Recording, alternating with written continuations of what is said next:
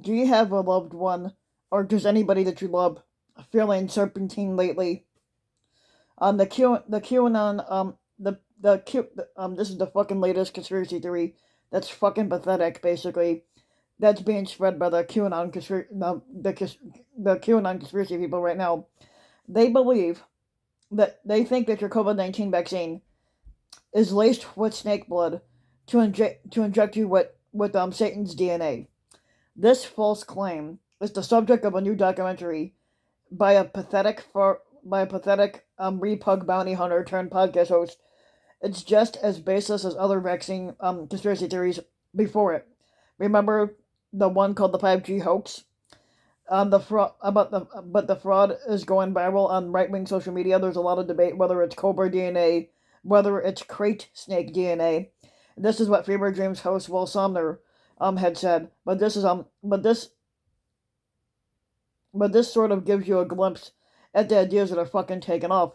The baseless conspiracy theories also took over the Colorado GOP this weekend when the party held its assembly to decide which candidates will make the primary ballot.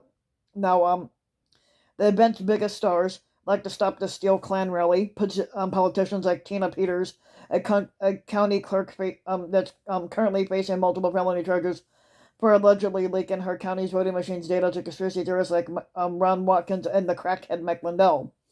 Now, the day's other fringe right victories included a gubernatorial nomination for Joe Altman, another conspiracy podcaster currently being sued for promoting hoaxes about supposed election fraud.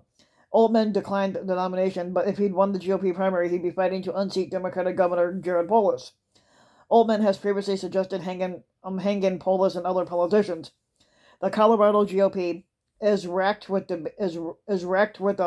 debate over whether to be a nominally mainstream institution or just a bet shit stop the steal Klan franchise. Host Kelly Wiles said. Now, Colorado isn't the only state grappling with less than ideal GOP candidates. Dr. Mehmet Oz got a nudge in Pennsylvania's Repug Senate primary race this weekend. Um, after he scored Donald Trump's coveted endorsement. It's a match made in reality television heaven. During frequent appearances to discuss COVID-19 on Bo, Oz would give a soliloquy about why hydroxychloroquine was so promising, which it's not. This is what host Aswin Suevsang, I'm not sure if I'm saying that name right, said.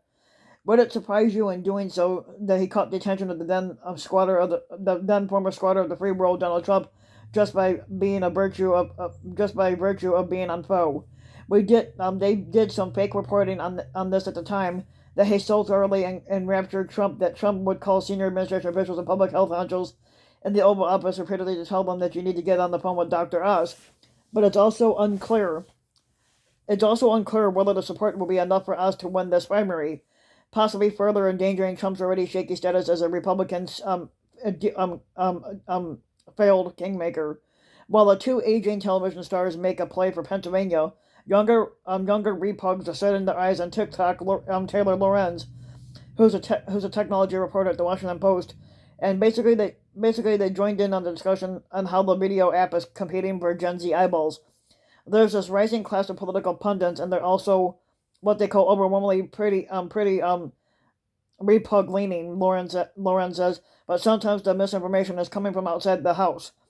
Lorenz discusses her recent reporting on Facebook, which hired the conservative PR firm Targeted Victory to spread scary rumors about TikTok like a hoax, claiming that TikTokers were participating in a slap a teacher challenge.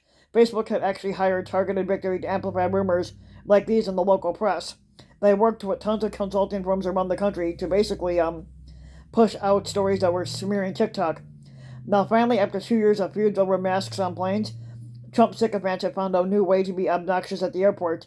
A new trend has the Republicans tricking the airport stoppers into paging fake passengers with names like that sound like the pathetic right-wing memes like "Let's Go Brandon." Sumner says the trend speaks to the prankishness of the American repug side right now. He does it, and has little snicker at the Cinnabon. He says of one prominent airport prankster, but these videos rack up tens of thousands of views, and it's fucking pathetic. So if you like the video, you can give the video a like and subscribe to my channel, RBW King. You can also hit the notification bell so that you'll be notified when a new video comes out. And if you want to support my work even further, I got a link. You can donate to my Patreon link, which you can find in the About section of YouTube. And just for as little as a few bucks for the month, you can donate to help further support the channel. And thanks for listening.